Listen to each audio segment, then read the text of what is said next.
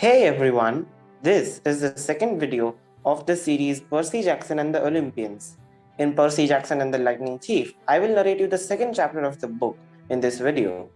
Three old ladies knit the socks of death. So let's begin. I was used to the occasional weird experience, but usually they were over quickly. This 24 by 7 hallucination was more than I could handle. For the rest of the school year, the entire campus seemed to be playing some kind of trick on me.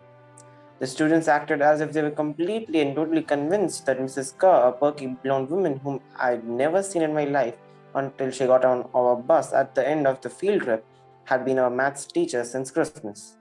Every so often, I'd spring a Mrs. Dodd's reference on somebody just to see if I could trip them up, but they would stare at me like I was a psycho.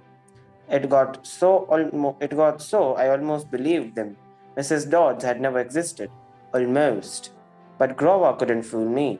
When I mentioned the name of Dodds to him, he would hesitate, then claim she didn't exist. But I knew he was lying. Something was going on. Something bad, something had happened at the museum. I didn't have much time to think about it during the days, but at night, visions of Mrs. Dodds with talons and leathery wings would wake me in the cold sweat. The freak weather continued, which didn't help my mood. One night, a thunderstorm blew out of the windows in my dorm room. A few days later, the mile from Yancey Academy, one of the current events we studied in our social studies class was the unusual number of small planes that had gone down in sudden squalls in the Atlantic that year. I started feeling cranky and irritable most of the time. My grades slipped from D's to F's. I got more fights with Nancy Bobofit and her friends. I was sent out into the hallway in almost every class. Finally, when our English teacher, Mr. Nicole, asked me for the millionth time why I was too lazy to study for spelling tests, I snapped. I called him an old sot. I wasn't even sure what it meant, but it sounded good. The headmaster sent my mom a letter the following week, making it official I would not be invited back next year to Yancey Academy. Fine, I told myself, just fine. I was homesick. I wanted to be with my mom in a little apartment on the Upper East Side, even if I had to go to the public school and put up with my obnoxious stepfather and his stupid poker parties. And yet, there were things I'd miss at Yancey. The views of the woods from out my dorm window, the Hudson River in the distance, the smell of pine trees. I'd miss Grover, who'd been a good friend, even if he was a little strange. I worried how he'd survive without me. I'd miss Latin class too, Mr. Bruner's crazy tournament days, and his faith that I could do well. As exam week got closer, Latin was the only test I studied for. I hadn't forgotten that what Mr. Bruner had told me about this subject being life and death for me. I wasn't sure why, but I had started to believe him. The evening before my final, I got so frustrated I threw the Cambridge Guide to Greek Mythology across my dorm room. Words had started swimming off the page, circling my head, the letters doing 180s as if they were riding skateboards.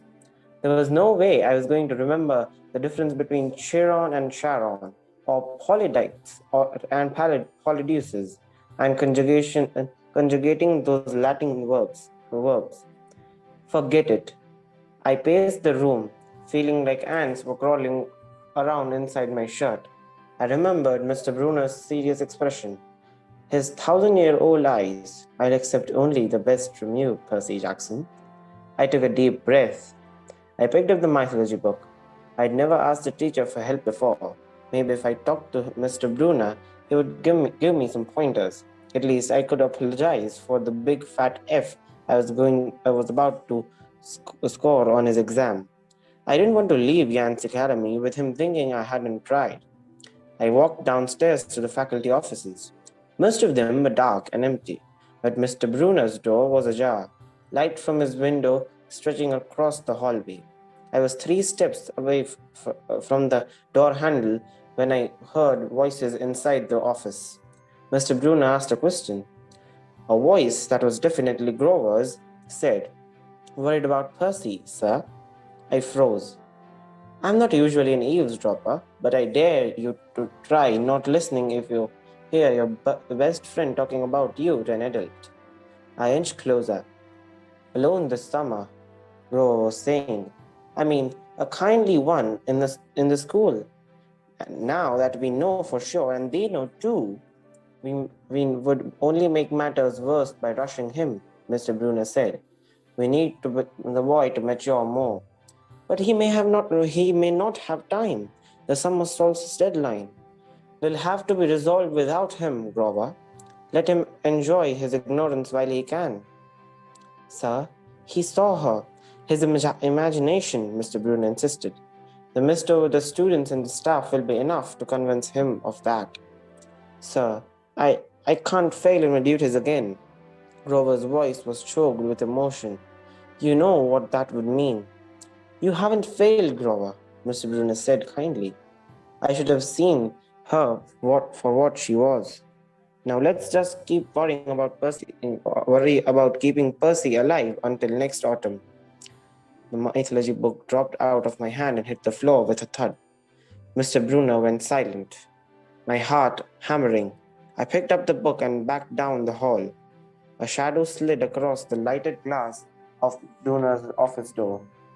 The shadow of something taller than my wheelchair-bound teacher, holding something that looked suspiciously like an archer's bow.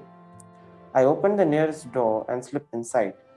A few seconds later, I heard a slow clop, clop, clop, like muffled wood blocks. Then, a sound like an animal snuffling right outside my door. A large dark shape paused in front of the glass, then moved on. A bead of sweat trickled down my neck. Somewhere in the hallway, Mr. Brunner spoke. "Nothing," he murmured. "My nerves haven't been right since the winter solstice." "Mine neither," Grover said. "But I could have sworn." "Go back to the dorm," Mr. Brunner told him. "You've got a long day of exams tomorrow." "Don't remind me." The lights went out in Mr. Brunner's office. I waited in the dark for what seemed like forever. Finally, I slipped out into the hallway and made my way back up to the dorm. Grover was lying on his bed, studying his Latin exam notes like he'd been there all night. "Hey," he said, blurry-eyed. "You going to be ready for this test?" I didn't answer. "You look awful," he frowned. "Is everything okay?" "Just tired." I turned so I couldn't read my expression and started getting ready for bed. I didn't understand what I heard downstairs. I wanted to believe I'd imagined the whole thing. But one thing was clear. Grover and Mr. Brunner were talking about me behind my back. They thought I was in some kind of danger. The next afternoon, as I was leaving the 3-hour Latin exam, my eyes swimming with all the Greek and Roman names I misspelled, Mr. Brunner called me back inside. For a moment, I was worried he'd found out about my eavesdropping the night before. But that didn't seem to be the problem. "Percy," he said, "don't be discouraged about leaving Yancey. It's for the best." His tone was kind, but the words still embarrassed me. Even though he was speaking quietly, the other kids finishing the test could hear. Nancy Buffett smirked at me and made a sarcastic little kissing motion with her lips. I mumbled, "Okay, Sam." I mean, Mr. Brunner wheeled his chair back and forth, like he wasn't sure what to say. "This isn't the right place for you. It is only a matter of time." My eyes stung. Here was my favorite teacher in front of the class telling me I couldn't handle it. After saying he believed in me all year, now he was telling me I was destined to get kicked out. "Right," I said, trembling. "No, no," Mr. Brunner said. "Oh, confound it all. What I'm trying to say, you're not normal, Percy. That's nothing to be..." "Thanks," I blurted. "Thanks a lot, sir, for reminding me." "Percy..." But I was already gone. On the last day of the term, I shoved my clothes into my suitcase. The other guys were joking around, talking about their vacation plans. One of them was going on a hiking trip to Switzerland. Another was cruising the Caribbean for a month. They were juvenile delinquents like me, but they were rich juvenile delinquents. Their daddies were executives or ambassadors or celebrities. I was nobody from a family of nobodies. They asked me what I'd be doing this summer, and I told them I was going back to the city. What I didn't tell them was that I'd have to get a summer job walking dogs or selling magazine subscriptions and spend my free time worrying about where I'd go to school in the autumn. Oh, one of the guys said, that's cool. He went back to the conversation as if I'd never existed. The only person I was dreaded to say goodbye to was Grover. But as it turned out, I didn't have to. He booked a ticket to Manhattan on the same Greyhound as I had. So there we were together again. Heading into the city, during the whole bus ride, Grover kept glancing nervously down the aisle, watching the other passengers. It occurred to me that he'd always acted nervous and fidgety when we left Yancey, as if he expected something bad to happen. Before, I'd always assumed he was worried about getting teased, but there was nobody to tease him on the Greyhound. Finally, I couldn't stand it anymore. I said, looking for the kindly ones? Grover nearly jumped out of his seat. What do you mean? I confessed about eavesdropping on him and Bruna the night before the exam. Grover's eye twitched. How much did you hear? Oh, not much. But what's the summer solstice deadline? He winced. Look, Percy, I was just worried for you. You see, I mean, harassing about them and maths teachers. Grover, and I was telling Mr. Brunner that maybe you were overstressed or something because there was no such person as Mrs. Dodds. And Grover, you're a really, really bad lad. His ears turned pink. From his shirt pocket, he fished out a grubby business card. Just take this, okay, in case you need me this summer. The card was in fancy script, which was murder on my dyslexic eye.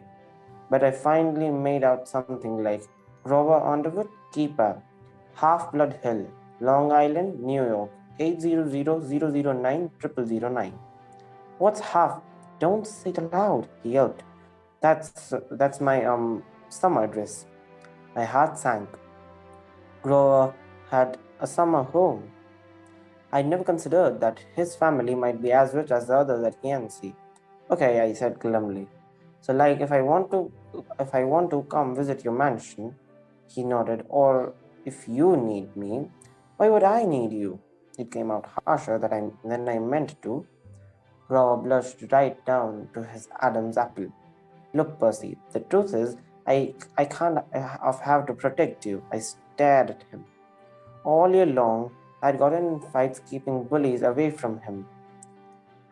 I'd lost sleep worrying that he'd get beaten up the next year without me, and here he was acting like he was the one who defended me. Grover, I said, what exactly are you protecting me from? There was a huge grinding noise under our feet.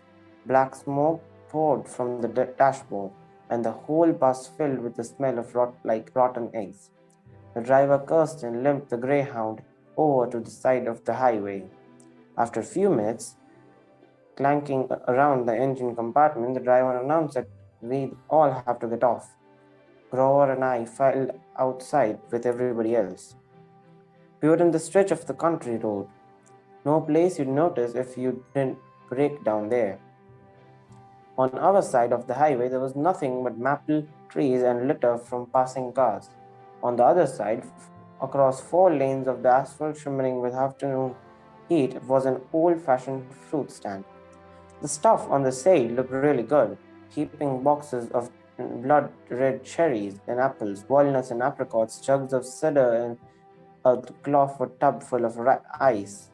There was no customer, just 3 old ladies sitting in rocking chairs in the shade of a maple tree, knitting the biggest pair of socks I'd ever seen. I mean, socks were the size of sweaters, but they were clearly socks.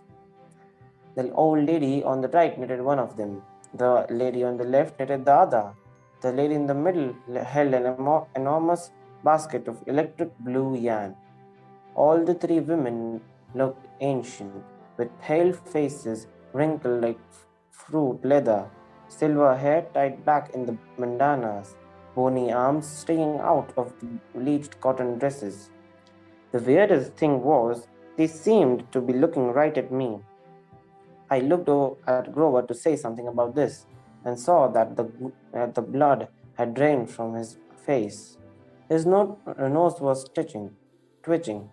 Grover, I said, "Hey man, tell me they are not looking at you. They are, aren't they?"